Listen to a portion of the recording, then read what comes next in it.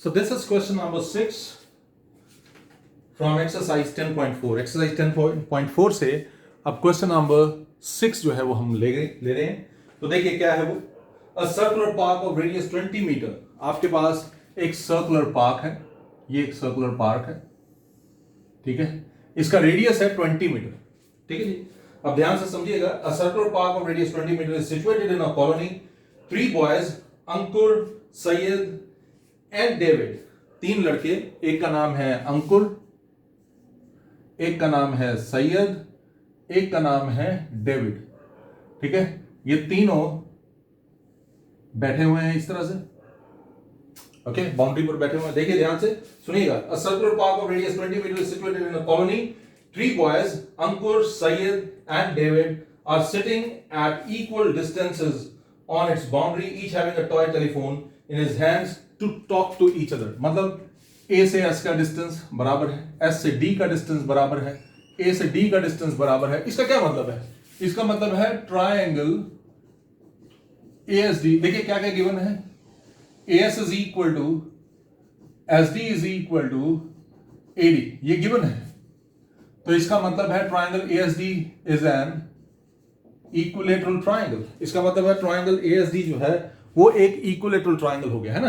ये तो common sense है कि अगर सारी साइड्स इक्वल है तो ये इक्विलेटरल ट्रायंगल है. अब आपको करना क्या है. ड्रॉ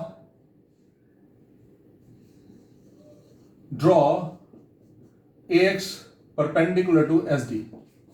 मैं क्या करने जा रहा हूं. मैं AX जो है वो परपेंडिकुलर ड्रॉ करूंगा. देखिए ध्यान से. AX is perpendicular to this is AX.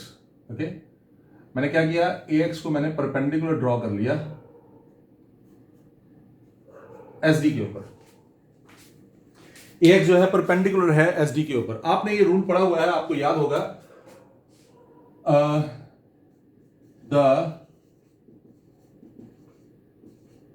Altitude of an equilateral triangle. कोई भी इक्विलेटरल ट्रायंगल हो. ओके. और किसी भी वर्टेक्स से आप ऑपोजिट साइड के ऊपर ऑल्टीट्यूड ड्रॉ करते हो तो वो मीडियन भी होता है. The altitude of an equilateral triangle is a median too. वो मीडियन भी होगा. इसका क्या मतलब है. इसका मतलब जो है वो बड़ा सिंपल है. इसका मतलब ये है कि ये SX जो है ना ये XD के बराबर होने वाला है. SX जो है वो XD के बराबर होने वाला है. ठीक है जी. कितना सिंपल है देखिए. ओके. अब इसका एक मतलब निकलता है. आपको पता है. एक तो आपने बोला कि ये परपेंडिकुलर है, दूसरा आपने बोला ये बाइसेक्ट कर रहा है. तो आपने ये पढ़ा हुआ है perpendicular drawn to a chord, perpendicular bisecting a chord, है ना. परपेंडिकुलर जो एक कॉर्ड को बाइसेक्ट करता है वो सेंटर से पास करता है. याद रखिएगा. which implies इसका क्या मतलब है. इसका मतलब है SX is equal to DX. ठीक है जी. SX जो है वो DX के बराबर है. we know perpendicular. मैं इसको सिंबल से नहीं अच्छे से लिख देता हूं. Perpendicular bisecting a cord passes through centre. वो हमेशा सेंटर से पास करेगा. इसका मतलब है इस सर्कल का सेंटर O AX के ऊपर लाई करेगा. ठीक है जी. इसका ये मतलब हो गया. आई एम श्योर कि आपको ये समझ आ रहा होगा. मैं फिर से रिपीट कर देता हूं. ये ASD एक इक्विलेटरल ट्रायंगल है. आपने AX परपेंडिकुलर ड्रॉ किया SD के ऊपर. ओके. ठीक है. ये आपने परपेंडिकुलर ड्रॉ कर दिया. अब ये परपेंडिकुलर ड्रॉ किया था और ये इक्विलेटरल ट्रायंगल है तो ये मीडियन भी होगा क्योंकि इक्विलेटरल ट्रायंगल में ये आपने रूल बड़ी बार पढ़ा होगा कि परपेंडिकुलर जो होता है इक्विलेटरल ट्रायंगल में परपेंडिकुलर मीडियन भी होता है और वो एंगल बाइसेक्टर भी होता है. मतलब AX जो है SD पर परपेंडिकुलर है. No doubt. आपने खुद बोला. लेकिन AX जो है SD का मीडियन भी होगा. यानी कि वो SX is equal to DX में डिवाइड कर देगा किसको. SD को. और इसके अलावा एंगल A को भी ये बाइसेक्ट करने वाला एंगल बाइसेक्टर भी होता है. ये इक्विलेटरल ट्रायंगल की प्रॉपर्टी है. ठीक है जी. खैर चलते हैं आगे. हम बात करते हैं. So we know perpendicular bisecting a chord passes through the center. ठीक है. through the center. यहां पर आपको लिखना था through the center. Okay. through the center. याद रखिए. which implies O is a centroid. O जो है वो क्या होगा, सेंट्रॉइड हो जाएगा. जितने भी ऑल्टीट्यूड, जितने भी मीडियन, जितने भी एंगल बाइसेक्टर वो O से ही पास होने वाले हैं. तो हम मान लेंगे कि O जो है इस ट्राइंगल में ये सेंट्रॉइड है.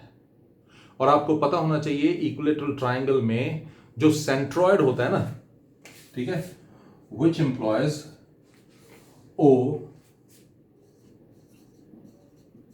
divides AX in the ratio of 2:1. इसका मतलब है कि O जो है वो AX को 2:1 की रेशो में डिवाइड करता है. ये याद रखना है आपको जब भी आप किसी इक्विलेटरल ट्राइंगल की बात करते हैं. और ये ओके, ये उसका सेंट्रॉइड है अगर, तो ये सेंट्रॉइड 2:1 की रेशो में डिवाइड करेगा.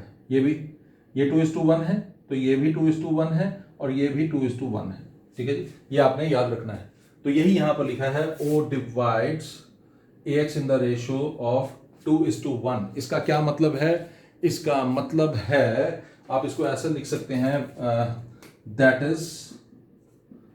Is AO upon OX is 2:1. इसका मतलब है AO अपॉन OX वो क्या होगा, it is going to become 2:1. ये 2:1 की रेशो में डिवाइड होगा. आई एम श्योर कि आपको ये समझ आ रहा होगा. ठीक है ना. मैं फिर भी आपके लिए एक बार रिपीट कर देता हूं. बड़ा सिंपल है. आप देखिए AX जो है, ये O जो है ये सेंटर है इस सर्कल का, और हमने माना कि ये जो पॉइंट है सर्कल का सेंटर ये इसके ऊपर लाई कर रहा है, तो ये पॉइंट जो है सेंट्रॉइड होगा. और सेंट्रॉइड जो होता है वो सभी इन ऑल्टीट्यूड्स को, मीडियंस को या एंगल बाइसेक्टर को, जो भी आप इस केस में बोलेंगे, ये 2:1 की रेशो में काटता है. मतलब ये कि AO इज टू OX जो है 2:1 की रेशो है, यानी कि AO is to OX is equal to 2/1. आप इसको ऐसे भी लिख सकते हैं, which implies, आप इसको इस प्रकार से भी मेंशन कर सकते हैं. इसका क्या मतलब है? इसका मतलब ये है कि OX जो है ना, OX which implies OX is equal to half of AO. जरा सोचिए, OX आपने लिखा हाफ ऑफ AO. AO तो रेडियस है, और आपको बोला गया था कि इस केस में रेडियस जो है वो 20 मीटर है. कितना है जी? It is 20 metre. रेडियस जो है वो 20 मीटर है. ये 20 मीटर है, ये भी 20 मीटर है. Okay, so into 20, what is that? It means OX is equal to 10 metre. OX जो है वो क्या आ गया? 10 मीटर आ गया. So this means that OX is equal to 10 metre. OX जो है आपका ये 10 मीटर है. तो आई एम श्योर कि आपको ये समझ आ गया कि OX जो है वो 10 मीटर है. ठीक है जी. तो आप देख लीजिए दोबारा से एक बार. अब मैं इस ट्राइंगल का जिक्र करूंगा, आप ध्यान दीजिएगा. मैं इस ट्राइंगल के बारे में अब बात करने जा रहा हूं, जरा नोटिस कीजिएगा. ठीक है. In triangle OXS, look at triangle OXS. OXS triangle को आप जरा नोटिस कीजिए. OXS ट्राइंगल में अगर मैं SX की बात करूंगा तो SX जो है वो रूट ऑफ क्या हो जाएगा? OS square minus OX square. What does that mean? That means SX is equal to root of OS square, मतलब OS कितना है? 20 स्क्वायर माइनस OX मतलब 10 square. What is that? This is going to become SX is equal to 400 minus 100 root of 300, है ना. यही आएगा आपका. Root of 300 क्या होता है वो आपको पता होना चाहिए. SX है 10√3 मीटर. ये आपके पास SX आ गया. ठीक है जी.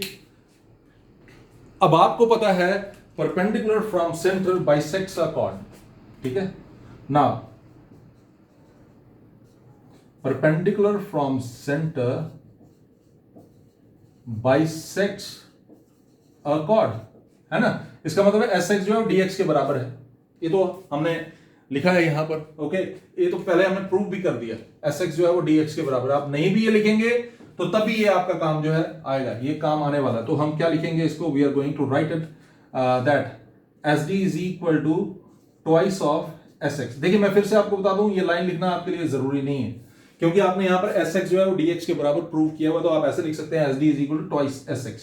सो what is that? S D is equal to 2 into what is S X? S X है आपका 10√3.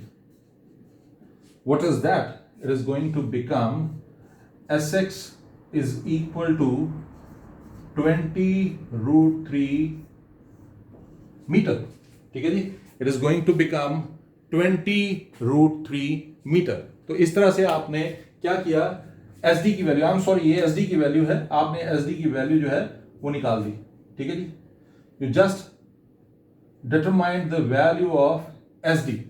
आपने एस डी की वैल्यू निकाल दी. मैं फिर से बता दूं, जो एस डी है वही ए एस है और वही ए डी है. तो आप लिख सकते हैं therefore S is equal to S D is equal to A D is equal to 20√3 metre. I am sure कि आपको ये समझ आया होगा. बड़ा सिंपल था, कुछ भी ऐसा नहीं था जिसमें आपको कोई भी परेशानी हो.